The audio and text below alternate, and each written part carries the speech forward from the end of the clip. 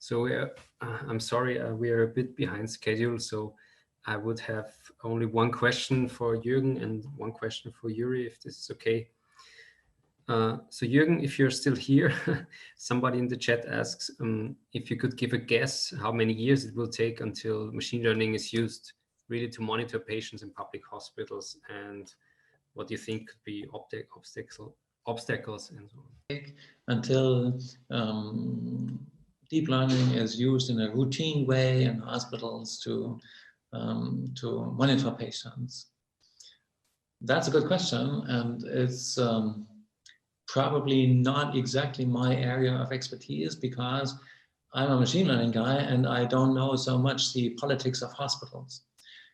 We know that many companies in the healthcare field, such as Siemens and Healthineers and IBM and so on, they are using deep learning to improve the machines that are detecting pathologies in the tissue. And this has happened for many years now.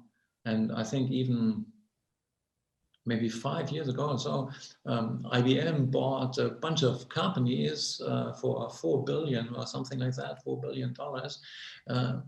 And the only asset of the companies was data, medical data labeled by doctors, such that they could train their staff to better diagnose the images generated by the medical imaging devices. But when is it going to be used in a routine fashion in every hospital? I think it will be the 2nd of February 2026.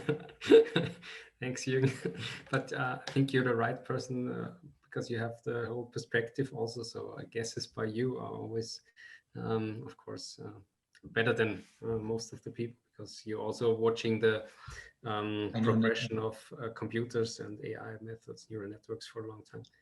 Okay, I would like to move on to a question for Yuri. And so one question in the chat is, do you think the model can be recalibrated online while more data arrives? So I think this a bit is aside, keeping the problems with the medical doctors aside, but just from the methodological view, I think the question is posed.